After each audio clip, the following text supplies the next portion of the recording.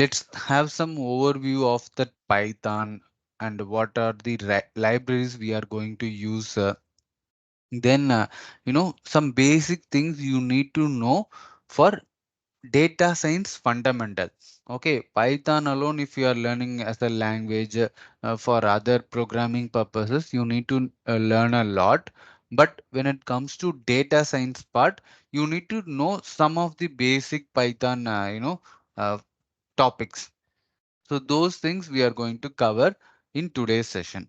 Okay, if you are already know these things means you can put it in the chat like, okay, whenever I'm asking a question.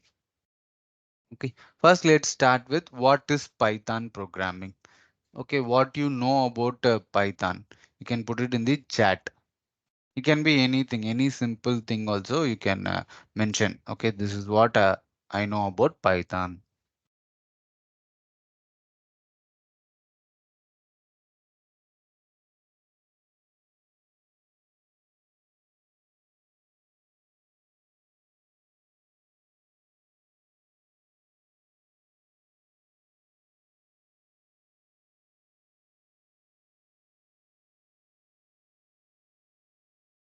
Python is a simple and user-friendly language.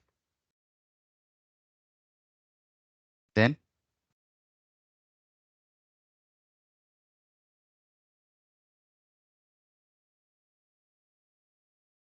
okay.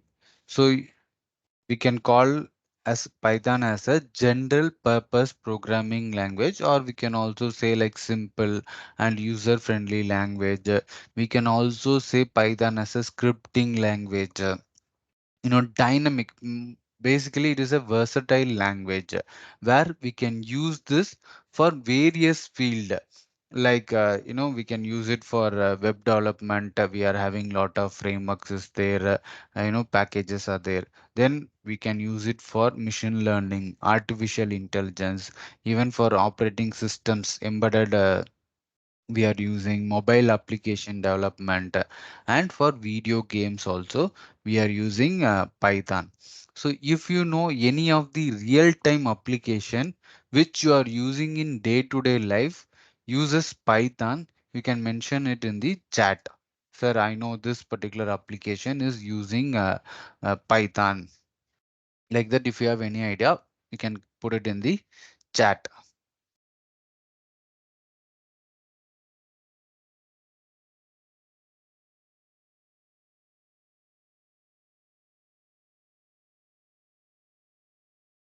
Fine.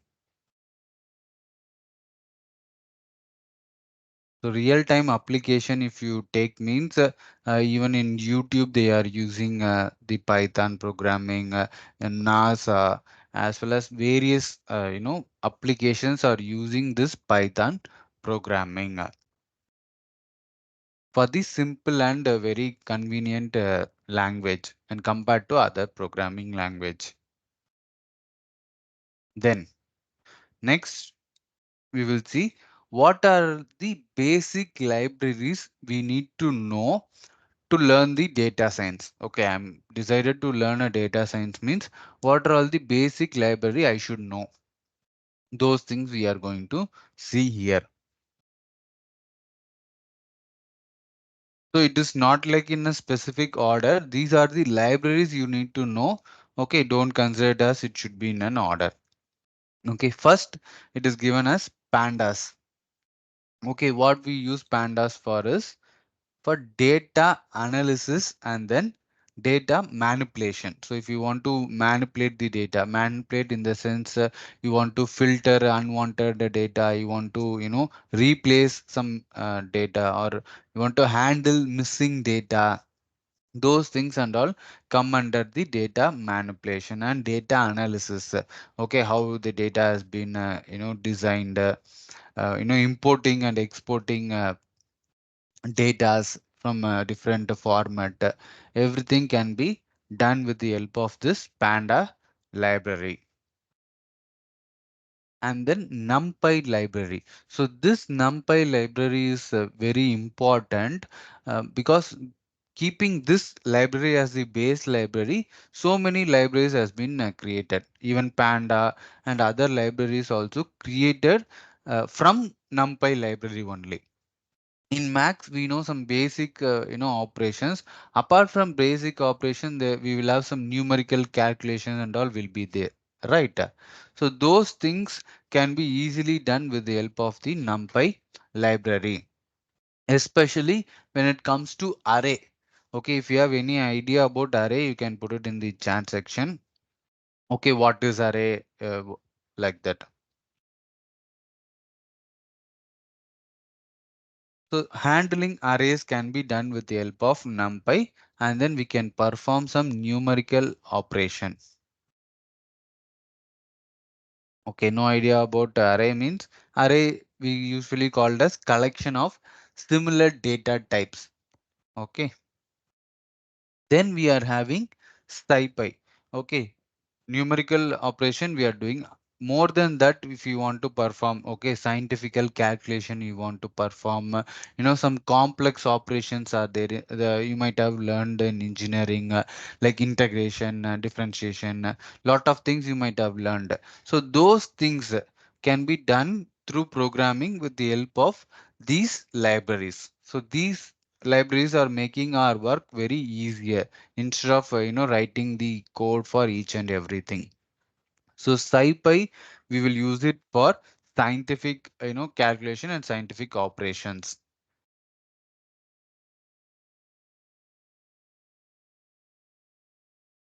Then we have Matplotlib. Um, this NumPy, Panda, and all dealing with the data, right? But the final output mostly will be in the form of this Excel, table, rows and columns, like that only it is going to be. But as a human, it is difficult for us to come to a conclusion by seeing the Excel or the table format data. Okay, we always prefer visualization, like in the form of a chart, plotting, okay, it can be any type. So we can gain more insight about the data, which will help us to take decision, okay, better decision for improving the performance or improving the profit of a company, okay, providing business knowledge. So those things are possible. So for that, we will be using this Matplotlib library completely for data visualization. Okay. Then we are having Cbond. Again, this is an advanced library of Matplotlib. So Matplotlib, we can use some basic plotting charts. So as a beginner level, first we will learn the Matplotlib to know how to, give the axis, which columns has to be taken, how we have to plot. Those things we will learn. Once we have understood the data visualization, we will move on to the Cbond library, where we can do even more advanced visualization. It contains more plotting types, and you can able to customize your chart and plots with the help of this Cbond library. So visually also it will look very attractive when compared to a Matplotlib output. So that is why we are going for the Cbond. Like this, there are so many libraries available. Like Cbond is there, Plotly is there, completely used for data visualization purpose.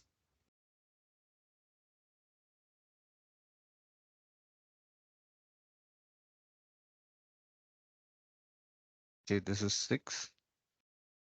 Then psychic learner. So once we have learned the data analysis part, we will move on to machine learning concept, where we have to use lot of algorithms. So for that, we will be using this scikit learn library. So in this scikit learn library only, we can able to find all the algorithms required for doing the machine learning models. Okay, most of the supervised, unsupervised, or even reinforcement learning based algorithms will be available in this particular scikit learn library only. So it is very important to learn this particular library. Then this TensorFlow and Keras and all advanced level. Okay. as a fundamental, we'll be learning up to this psychic learn part only. Once you have, familiarized, practiced a lot with all this basic thing, then you can finally move on to TensorFlow and Keras. So these things we call it as framework. So if you are planning to develop an application, AI-based application, you want to implement in a model, okay, you want to do it in a bigger level, then definitely you will be using this TensorFlow and Keras model.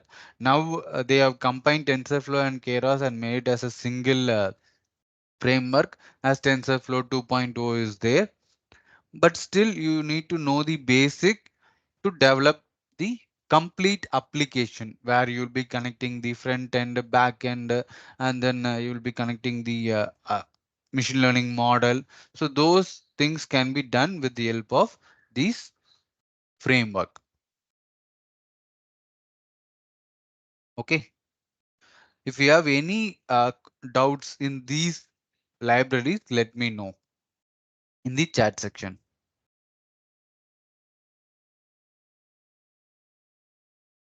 If you are clear, just give me a thumbs up, then we will move on to the next part.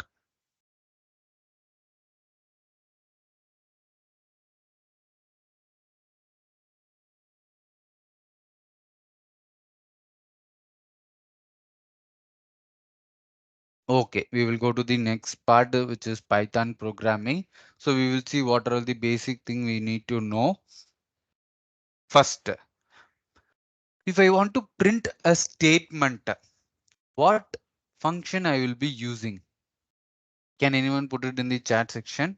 Like if you know the answer means you can put it in the chat. If I want to print a statement in Python, what function I will be using?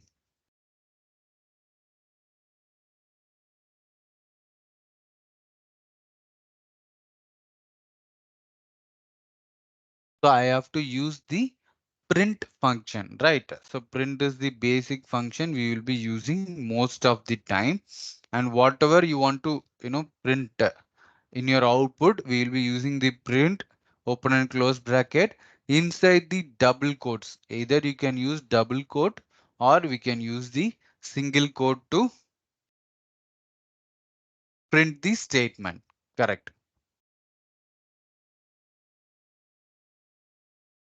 Then variable and types is there. Okay, so what is actually a variable and what are all the different types which are available? If you know the types here, types means data type we are mentioning. So let me know what is a variable in the chat section. What do you call a variable?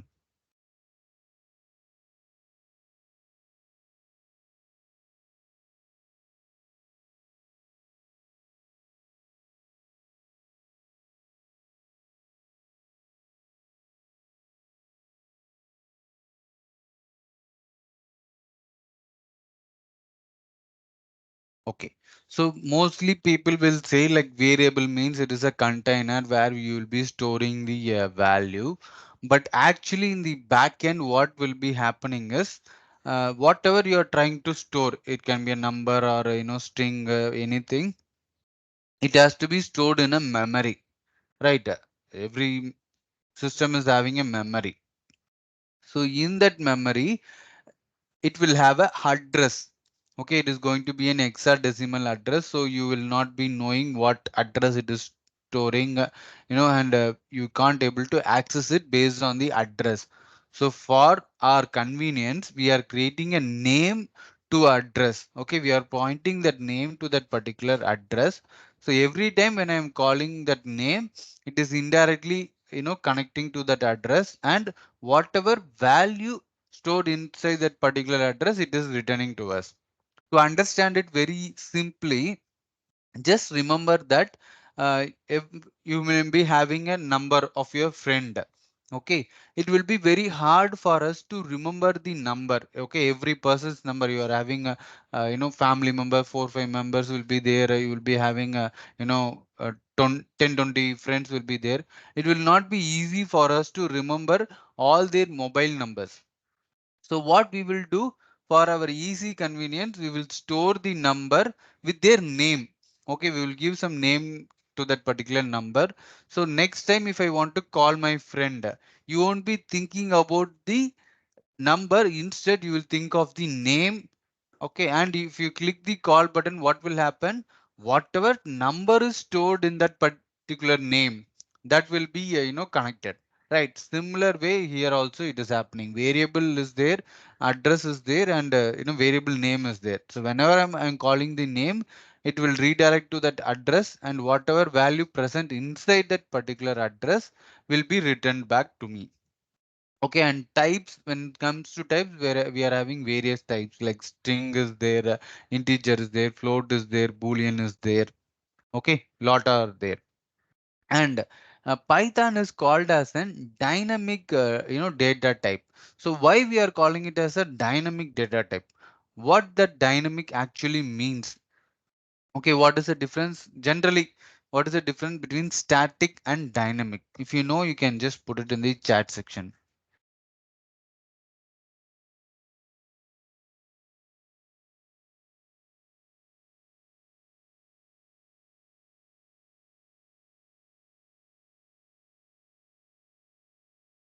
Like what is static and what is dynamic? Why we call you know Python as a dynamic data type?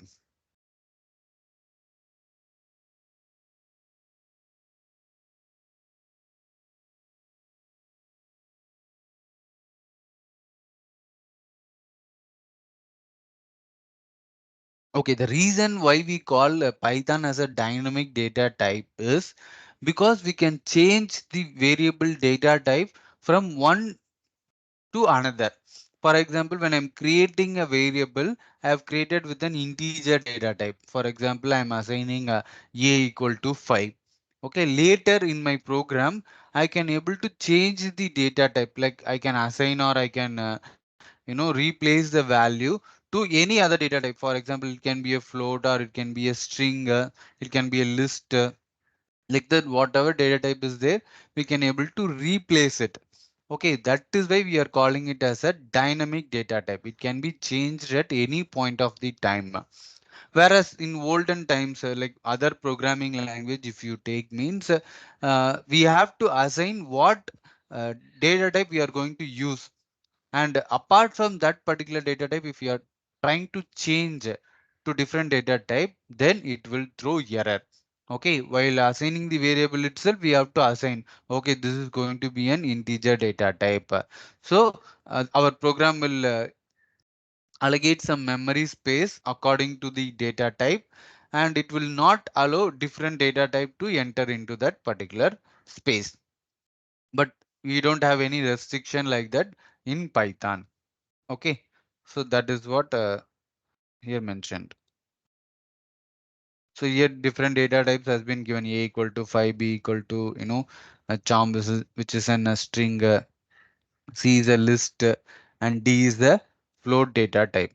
And if I want to know, okay, which data type I'm using, okay, this particular variable is which data type, then I have to use a function called type. So if I give type of, and then the variable name, if I'm entering, either it can be a variable name, or if I'm entering a value directly, then it will return me on which class it has been created an object.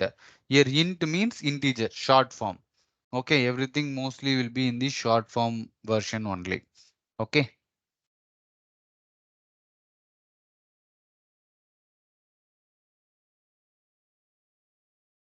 Then delete a variable.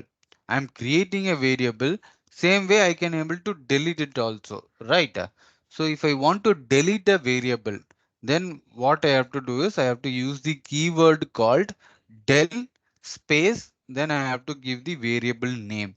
Here I have used one term called keyword. So if you have any idea what is keyword, then please put it in the chat section. Like in programming language, we use this term keyword, keywords, like that. So if you know what it is, kindly put it in the chat section.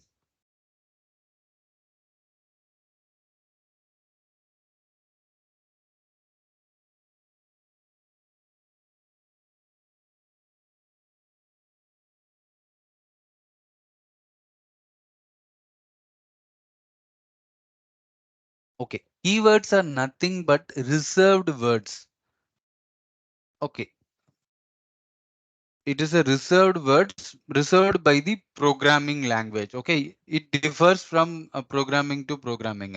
Okay, in some programming language they will use some different keywords. In another programming they will be using different keywords.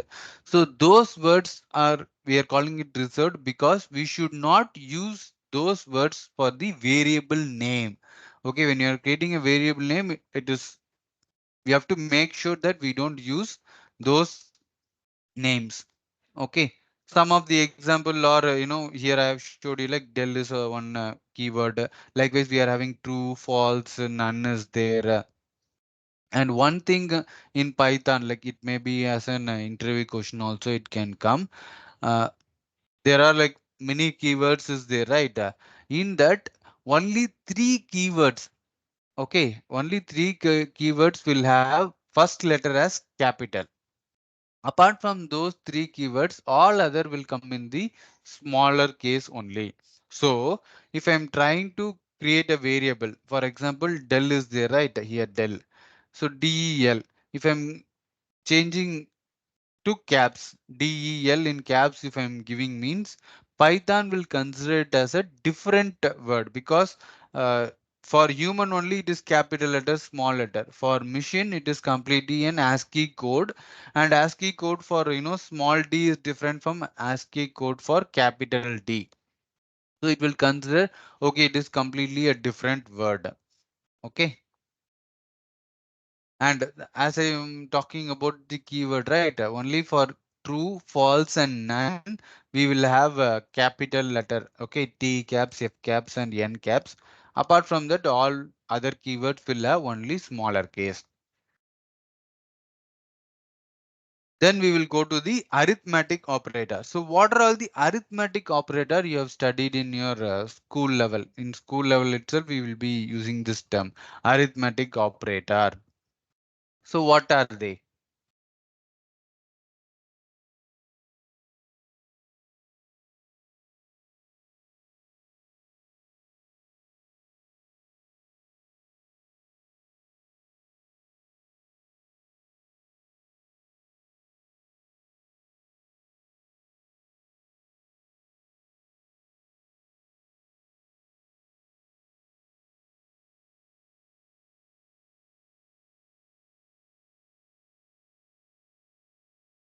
Okay, so basic operators we all know, right? In mathematics, we will say addition, subtraction, multiplication, division.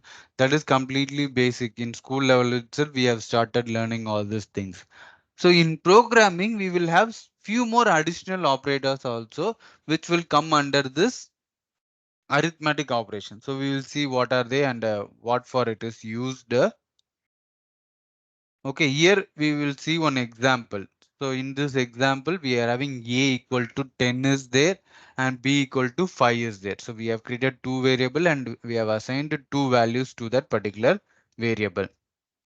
Print a plus b, we have given a minus b, a forward slash b we have given. If you see the fourth line, fourth print statement, here we have given a modulus of b. Okay, can you say why we have given a modulus of b? What output you will get when I run this particular line? If you know, kindly put it in the chat section.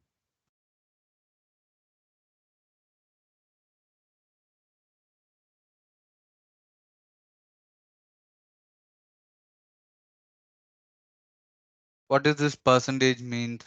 Star means we know it is for multiplication, right? Again, in the end, if you see means here we have given two forward slash, and in the last line we have given a two asterisk symbol, asterisk or star, whatever you want to call it as. So what exactly it will give output? What type of output it will give? If you have any idea, kindly put it in the chat.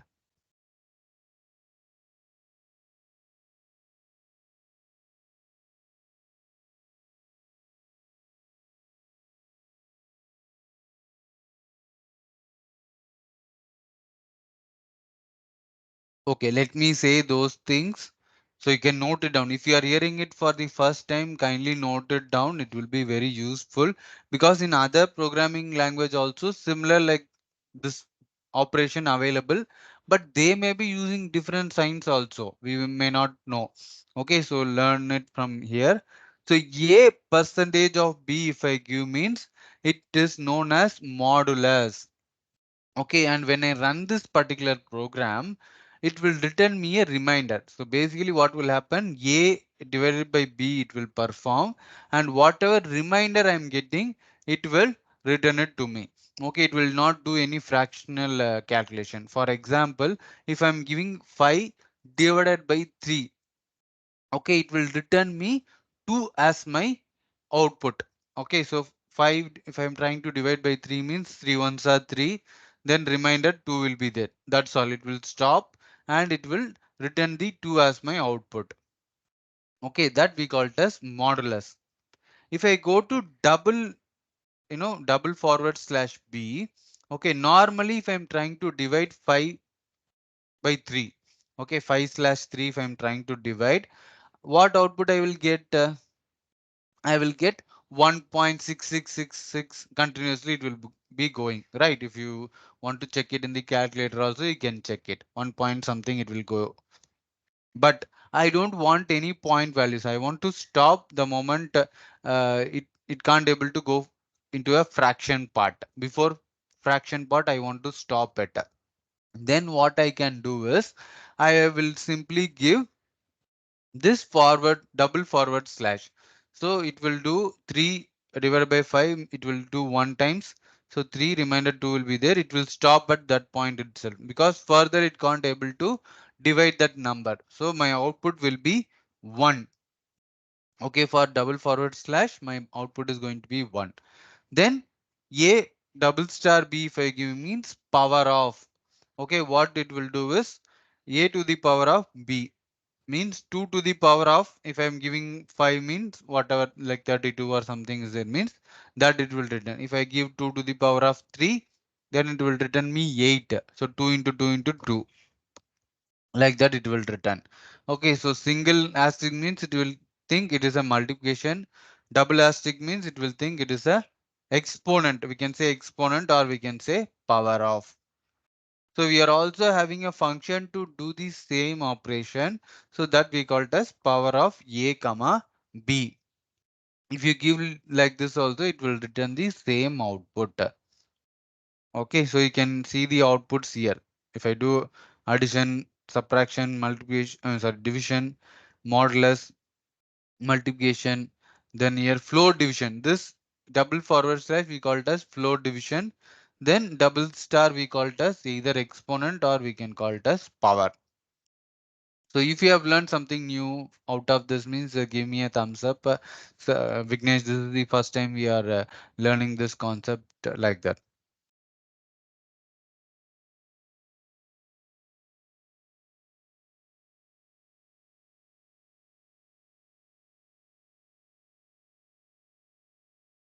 Then we are having Boolean and comparison operator. So can anyone say what is this Boolean? What and all values come under the Boolean? And what is the comparison operator? What are all the comparison operators we are having?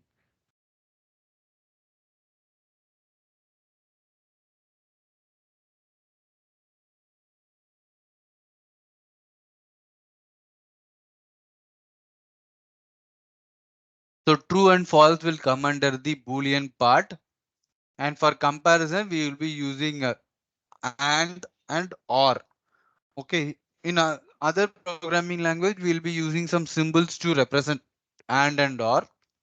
But Python is similar like an English language, so we will be directly using the word and or. Again, these are also keywords.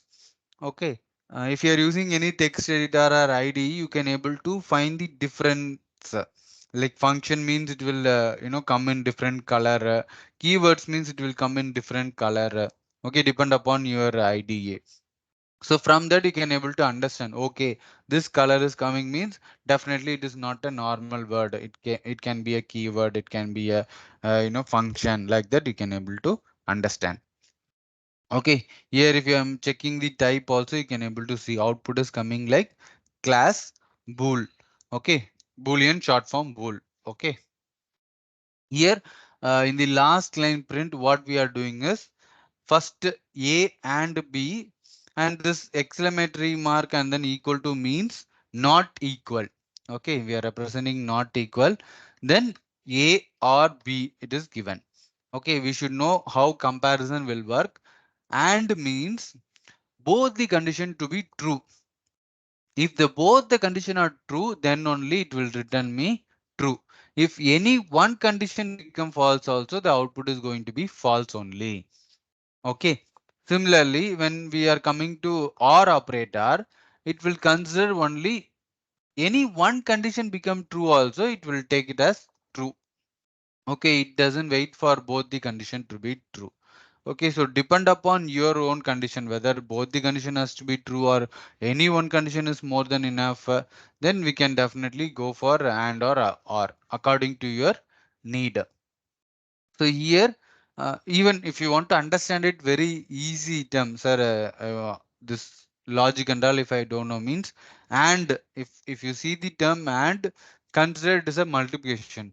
Okay, if I try to multiply 0 with any number or any number with 0, what will be the output?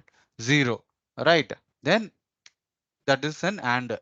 If I am trying to add, okay, 0 plus 1, what I will get? 1. 1 plus 0 again 1. So what is happening here?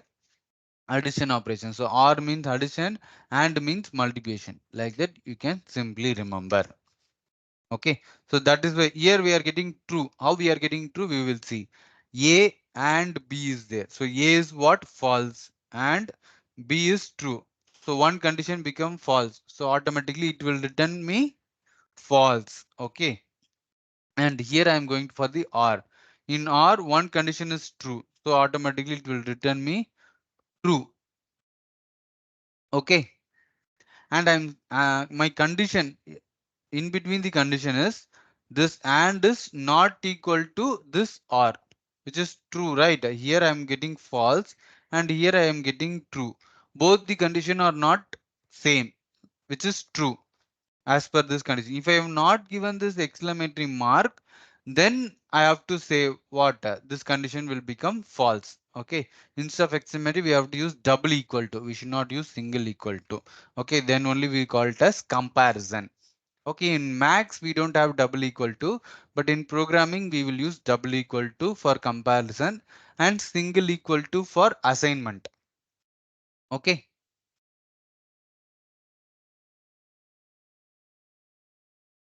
Then getting input from the user.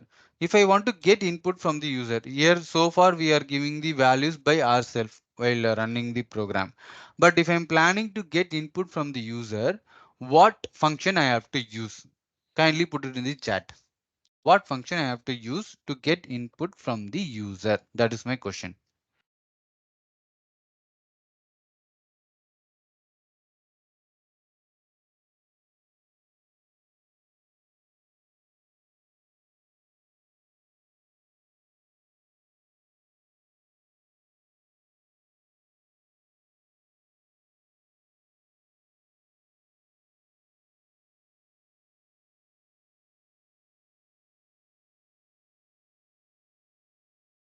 Okay, for that we have to use input. Input function we have to use. Okay. Here are some of the example how we are getting the input. Okay, inside the input we have to give some statement. We call it as prompt.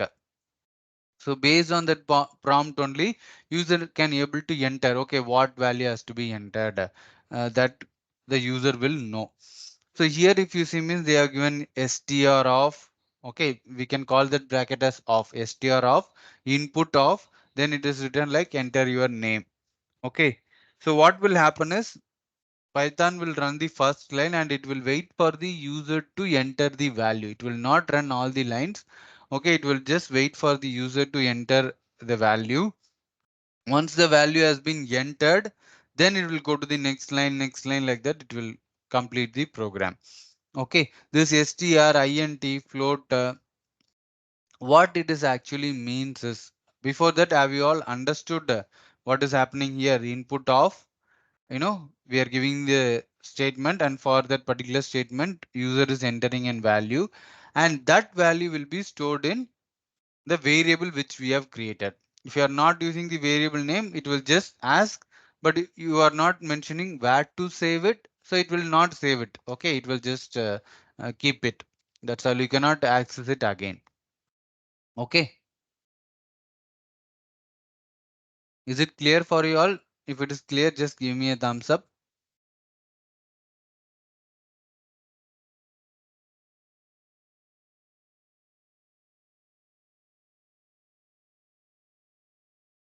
Okay, so now we will see like why they have given str, int, float before the input. Why? Because every time when you are running this input, whatever value the user is entering, it will be returned in the form of string data type. Again, it can also be an interview question or any technical question. What data type it will return when you are using an input function? Okay, it will always return the data type in the form of string. But here you see name, it can come in string, no issue. But year of birth and height should not be in string format, right? Year of birth should be an integer number, okay, round of value. We will not say 1996 point something, right? We will say in a round of value. And similarly, height, we cannot expect the height to be in round of value. Okay, it can't be 5, 6 like that. We will say 5.4, 5.7 like that we used to say. So to convert the data type, we are using this function. Okay, this functions we call it as typecasting. Okay, this thing we additionally do in Python. Why? Because in other programming language, initially itself we will mention, okay, this data type only I'm going to use. But here we don't have any option like that, right? So that is why we are converting from one data type to another data type, and we are calling it as typecasting. Okay. So the output, if I check type of year of birth and type of year of height means, it will return me int and float for me. Okay. Then in the last line, if you see means we have given print name, and you can able to see in the quotes I have given, curly bracket 0, curly bracket, 1, height, I'm given 2. But in output, I'm getting the expected output, like name, it is giving Sanjay, year of birth, it is giving 1996, height, it is giving 5.5. How it is giving? Because in Python, we are having different, printing formats is there. Okay, this is one of that kind. Okay, this type we call it as dot format method. So here exactly what is happening is we have to mention where and all I want to replace the value with the user defined value, because here we are getting the value from the user only, right? So those value I want to replace.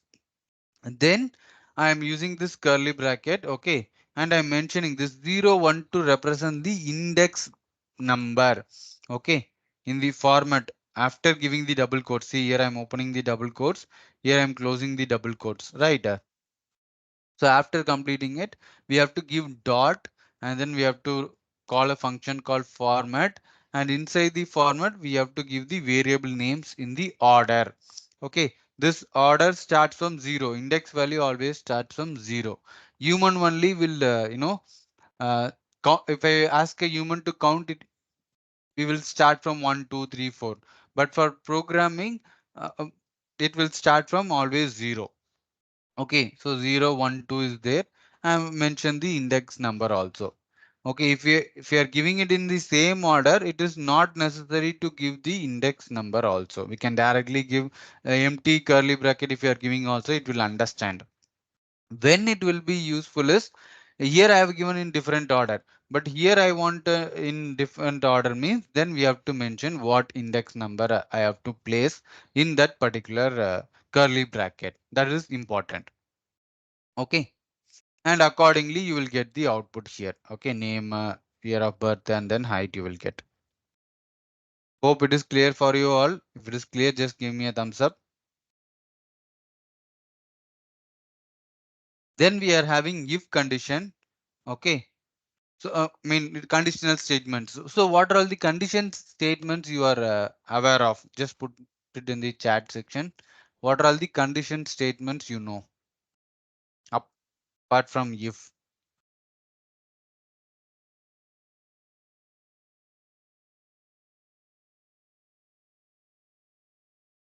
Okay. So, here itself the answer is there. So, A equal to 5, B equal to 5. We have created two variable with the same value. And here you can able to see I have used if. Okay, if I have used elif is nothing but else if. Then we are having else. Okay, we usually call it as if else, and if elif, and then else. So here I have used all the three. So how it will work is, first it will check for one condition. If that condition, it will check. If the condition is true, then it will execute the statement whatever present inside that particular if. Here indentation and all is there. Here you can able to see I, it is starting right, but print is given little bit inside. So this spacing we call it as indentation, and in Python indentation is very important. Okay, very very important. If you are missing one space, okay, then also it will throw you an error. Okay. So here I have given a condition. So you can see A less than B I have given. This is nothing but a condition. Whether this condition is true or false.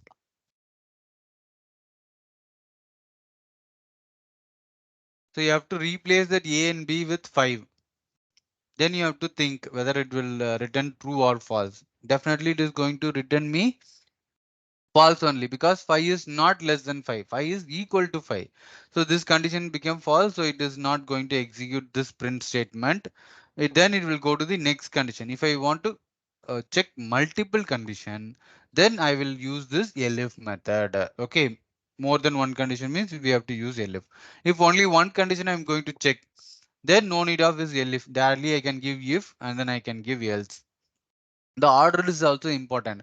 I can't give if else, then I can't give a elif, or I cannot give elif separately. It should be in an order. First if should come. If that is failing, then I will check the other conditions. So how many elif you need, you can give. Okay, 100 elif condition also you can give, no issue. Then finally we have to give else. For else, there is no any condition. Okay, we should not give any condition. Else means it's like default. Okay, if all condition fails, then do this. That is what else means. Okay, here if you see means I have given elif A equal to B. Whether the condition is true or false. Here the condition is true because 5 equal to 5. Condition become true. Then what it will do is it will start printing these three print statement. A is equal to B, A is not less than B, A is not greater than B, like that it will print.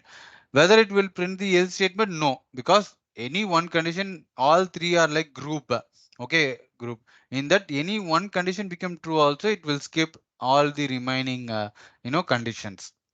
It will directly move on to the next statement. Okay.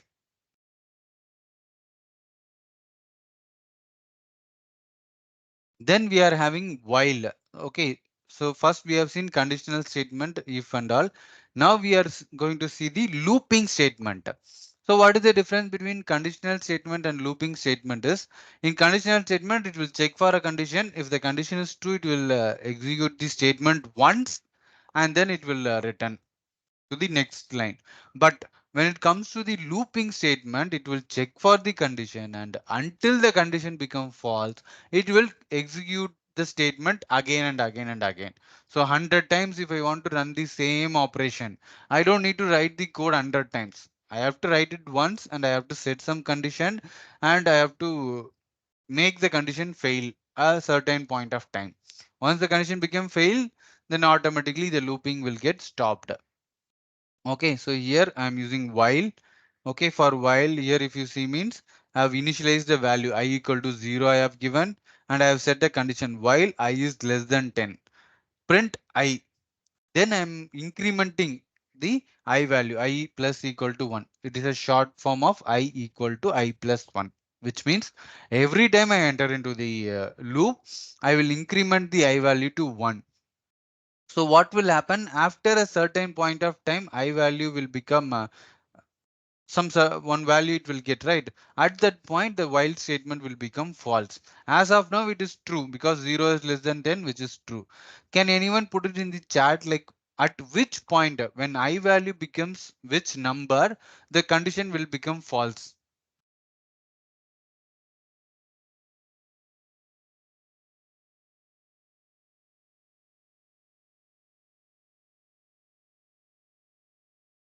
The while statement will become false when the I reaches the value 10. Correct. So I reaches the 10 means, so 10 less than 10, which is false. So automatically the loop will stop. Okay, this is one way. Another way is there. What we will do is we will set the while as true, always true. Okay, so it will be like an infinite loop. Here also, if you make a small mistake, okay, because you need to be very careful in using while, because a small mistake can make a normal loop into an infinite loop. Once it has been converted to an infinite loop, unless we break it manually, it will be executing infinite times. Okay, until or the memory get filled. So we should be careful in using this while. Okay, suppose I'm giving while equal to true. Okay, this by default it is an infinite, but using some if conditions and other keywords, we are making it as an breakable loop.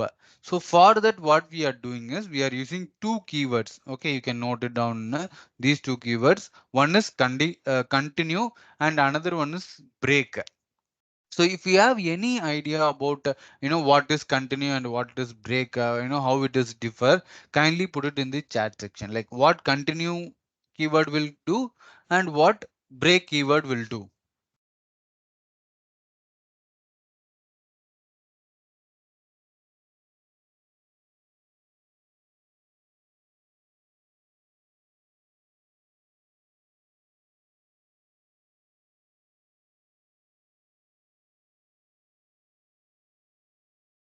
Okay, so let me explain. So what continue will do is it will skip an iteration. Okay, for example, 10 iteration is there or 20 iteration is there. Okay, in the fifth iteration, it is seeing the continue keyword means it will immediately skip that iteration. Then again, it will start from the beginning. So one iteration will be skipped, but it will not stop the loop. Whereas when it reaches the break, automatically it will stop the loop. Even like 10 iteration is there. Okay, fifth iteration, it has reached the break keyword means automatically it will stop. It will not go to the sixth or seventh iteration.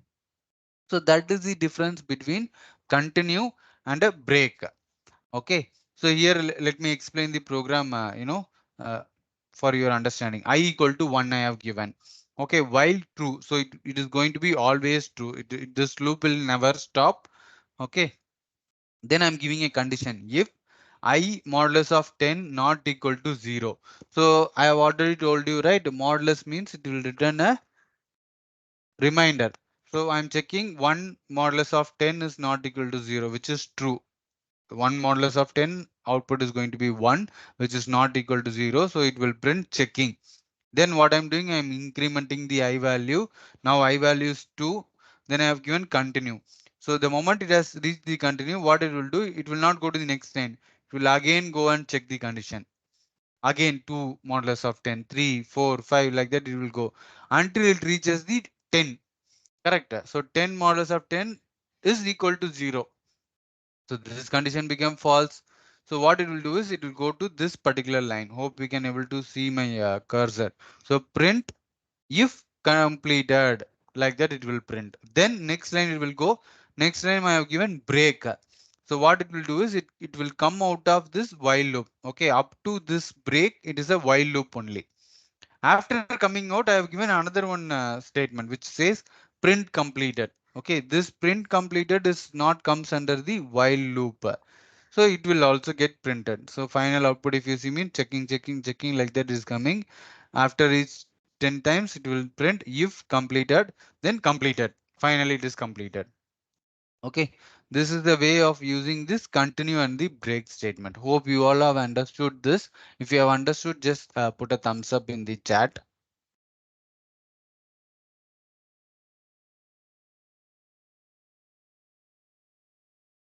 Then for loop. Okay, so we have seen while, right? Similarly, for is also going to perform, similar looping operation. Then can anyone say what is the difference between a while loop and a for loop? So when we will be using a while loop and when we will be using the for loop, or we can do it interchangeably, like wherever we are using while can we use for, and wherever we are using for we can use while. Is it possible?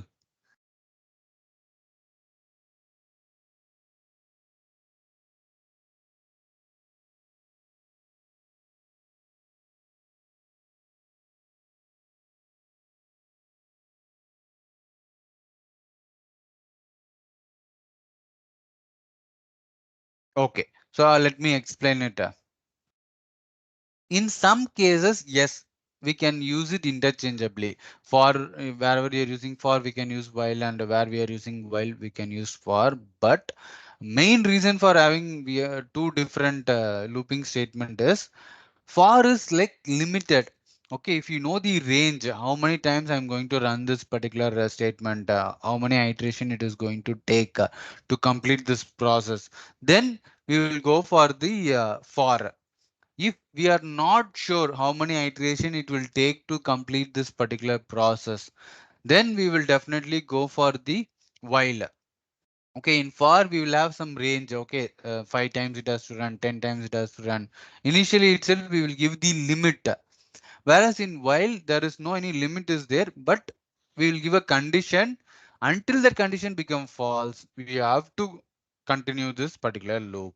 That is why I told in while we are there is a possibility of getting an infinite loop, but in for there is no any possibility like that. Okay, so here for I in range we are giving, okay, and then print I. So it will start printing values one by one. Here, not only here, whenever you are learning a new function or any operation means, you should understand the syntax. What is that syntax of that particular function? Okay, what are all the arguments we can pass? What are all the values it will accept? What is the order? Those things, if you are learning like syntax like that, if you are learning means, it will be easy for you to utilize that particular function in a highly effective way. So here for range, we can pass up to three values. Okay, if you are passing one value also, it will accept two value also, it will accept three value also, it will accept. Each has different meaning. Okay, to understand it very easy term, just remember it as yes, yes, yes. Range inside the bracket, yes, yes, yes. Like that you remember. First S is for start, second S is for stop, and third is S is for step. Okay, so start means start value we have to give, stop value we have to give, and then step value we have to give. If you are passing only one value, okay, here in the first example, I have passed you only one value. So what it will consider is okay.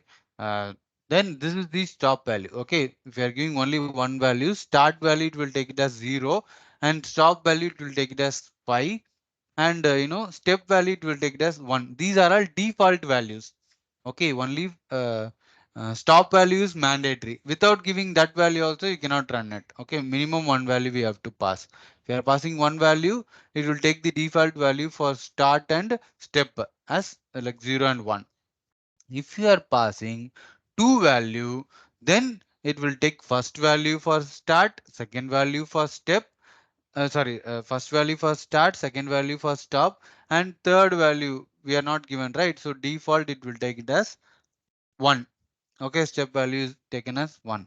In case you don't want it in sequence 1, 2, 3, 4 like that, you don't want. You wanted 1, 3, 5, 7 like that you want, or you wanted it 2, 4, 6, 8, 10, or 1, 5, 10, 15 like that you want means, then you have to mention three values: start, stop, and step. Okay, first value is for start, second value is for stop, and third value is for step. So output if you see means first value 1, then 1 plus 2 3, 3 plus 2 5. Like that it will be printing each and every value. Okay, and another advantage is we can use this step value, negative value also. If I want to print it in an reverse order, okay, not in negative order. If you want means we can print it in a reverse order also. Like I don't want 1 1 3 5 7 9. I want a 9 7 5, or I want 10 9 8 7 6, like that. I want means we can mention negative value also. Okay. So here you have given -2. Start value, I have to give it more bigger value, 10, comma 1, comma -2. So what it will happen? First it will print 10, then 10 minus 2 what?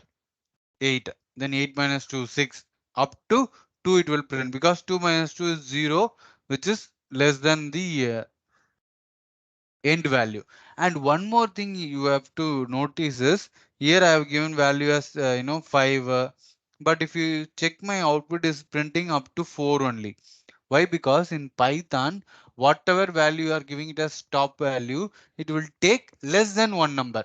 Mean if I give 5 means it will take -1, 4 only, up to 4 only it will take. If I give 10, it will take -1, 9, up to 9 only it will take. Like that only it will work. So if you want to print up to 5, you have to remember to give 6. Okay. Then only it will print up to 5. Okay. This is for loop. So similarly, we are having different data structure. Okay. List, tuple, set, dictionary and all is there.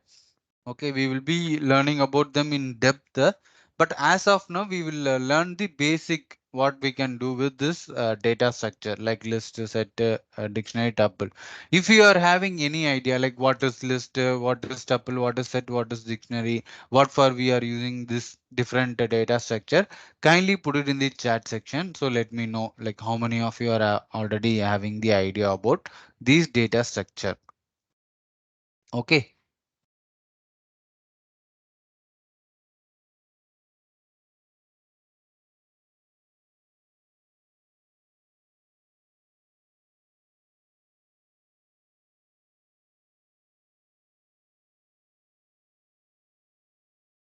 Okay, for all these four, we are going to see some common operations which we are going to perform. That common operation, I mean, we usually call it as CRUD operation. CRUD. If you want means you can note it down also. CRUD. The full form is C for create, R for read, U for update, and D for delete. So whenever you are creating this data structure, you need to know how to create it, how to read the value, which means access the value, and how to modify the value, which is updating the value or adding a new value. So those things come under the update part. And finally, we need to know how to delete that particular data structure. Okay, delete that memory. So those things only we are going to see. First, we will see the list.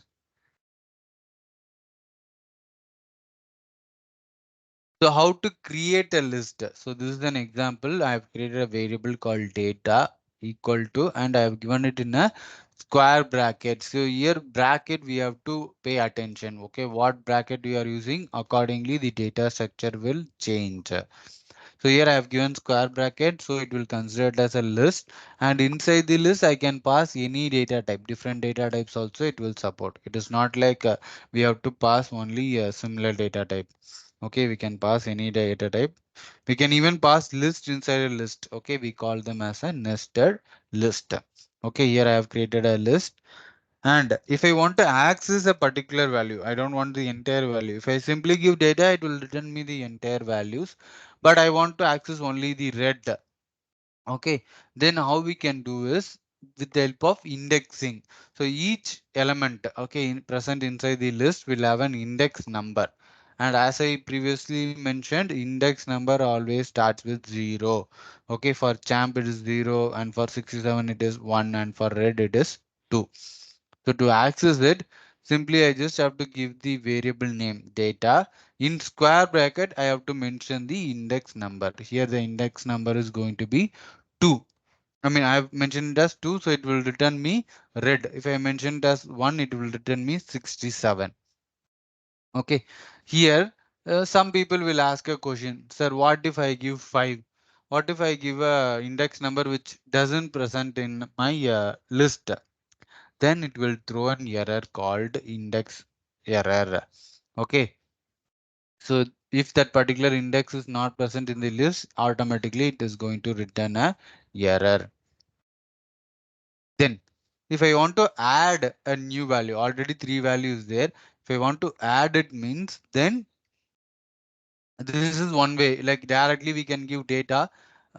Means if I want to replace it, for example, instead of red, I want to change it into orange or blue, anything means simply I can give data to, if I'm giving data to equal to instead of red, if I'm giving yellow, what will happen is automatically the value will be replaced. This is for replacing. No, I don't want to replace it. I just want to add a new value. Then what I can do is I can use this method. Okay, data plus India. What it will do is it will take the entire list, plus it will add one new value into that list, and it will get updated to our same variable. Okay, so here it will add a new value. Always it will add a new value in the end of our list. Okay, every time it will add in the end of our list. Then if I want to delete that particular list, then I have to use the same del where we have used for creating I mean deleting a variable. Same thing here also we have to use del space that variable name. If you are giving means automatically it will delete the entire value in from our memory. Okay. If you want means you can specifically also delete. If I am giving a data of 1, then that portion alone we can delete. And we are having various methods present inside our list. So I want you all to, go and search in Google for, what are all the methods available in, every data structure and how to use it. So next time, I mean, next class when you are coming, you should be aware of, these are the methods available in um, each data structure and how we can use it for our benefit. So when I'm doing some code means you don't need to get confused. Okay, what sir is doing, how he is doing, whether this type of things are already there, how to search it, how to use it, like that you should not have any confusion. Okay, then we have given how to copy a value. So here we can use, this is also one method only, dot copy. Again, this is the method.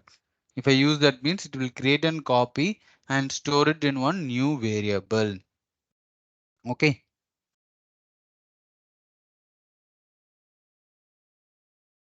then we are having tuple. Okay, so tuple also going to be similar like a list only, but there is some small difference when compared to list and tuple. Okay. First difference is the bracket. So there we have used the square bracket, but for tuple we have to use the C bracket, or we will say normal bracket or a parenthesis, whatever you want to call it as. So here I have used the C bracket. So automatically our program will understand, okay, a user has created a tuple. Here, that axis index also same. Okay, we can use the same data square bracket, and then we can give the index value means we can able to fetch the data. Then why we are having a separate data structure like a tuple? We can simply use list, right? But the main purpose of tuple, the main difference between a list and a tuple is in list is called as mutable, whereas tuple is called as immutable. What is mutable and immutable?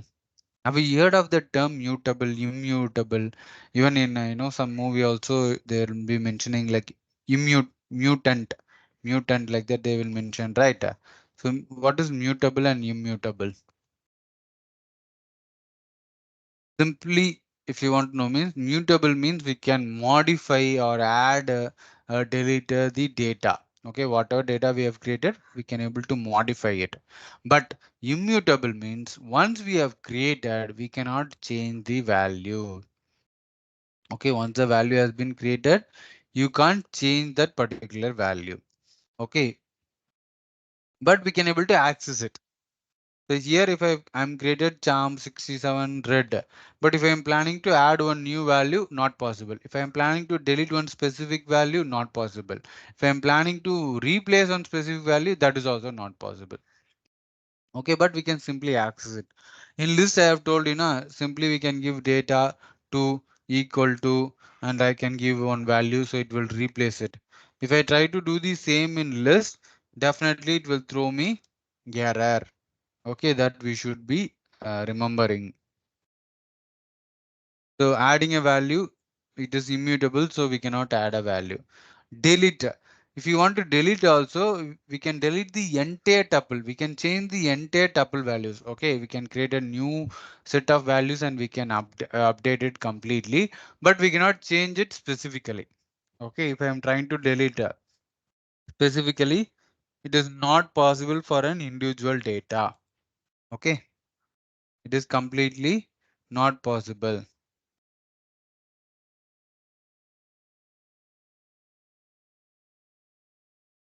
If you want to create and copy, then it is possible. We can simply give data2 means it will create a copy.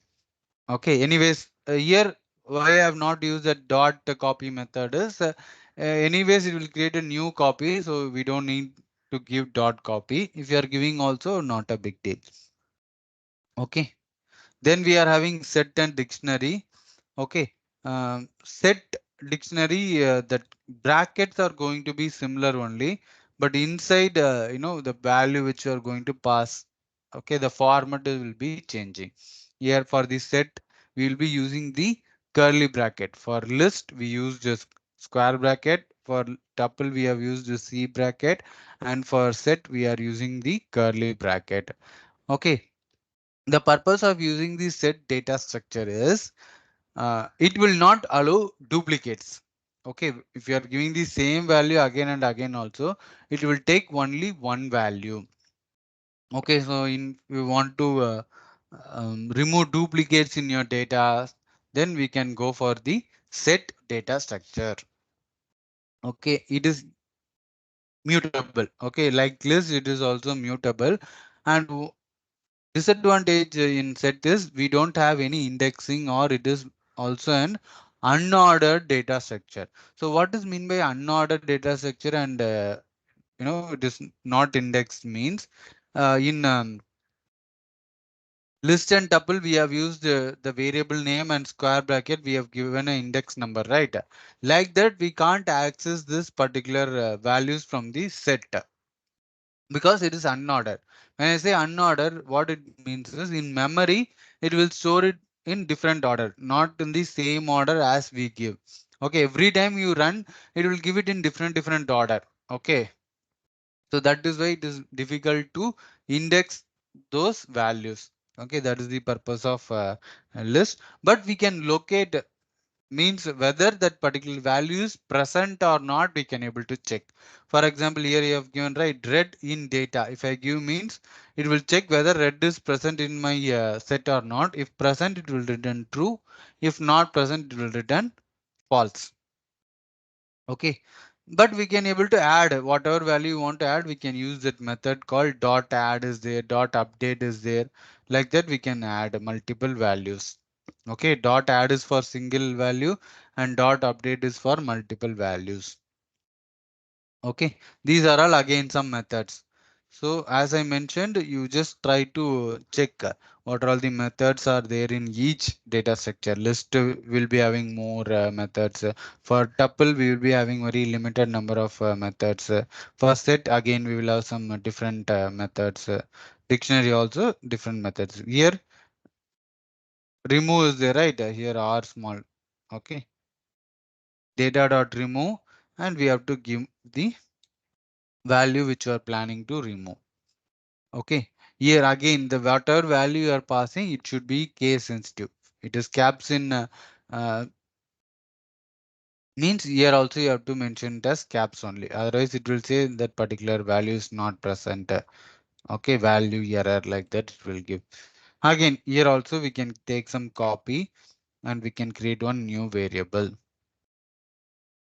Hope up to here it is clear for you all. Okay, we are going to see the last data structure, which is dictionary. So for dictionary also, we are going to have the same, curly bracket only. But what is different in, dictionary and set is the format. Here we will be giving the values like key value pair. One key will be there, and for that key we will be assigning one value. So like that only we will be passing the key values. So here also we will call it as, it doesn't have a indexing, and we can call dictionary as mutable. We can add as many values as you want in a key value format. Then if I want to access a particular value, okay, every time using index number is not actually possible. So if you are using dictionary, we have to use the key to access the value and not the index number. So here you can able to see data of color I have given, which is nothing but a key, one of the key, and it will return me red as my output. But instead of giving color, if I'm trying to give index number like a 2 or 1, some index number, if I'm giving means it will throw error.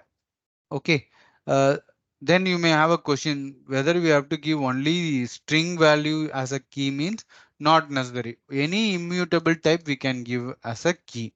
Okay, we can give a number, we can give string, even we can give tuple also as a key. But mostly we won't give a tuple and all. Either we will use number or we will use the string.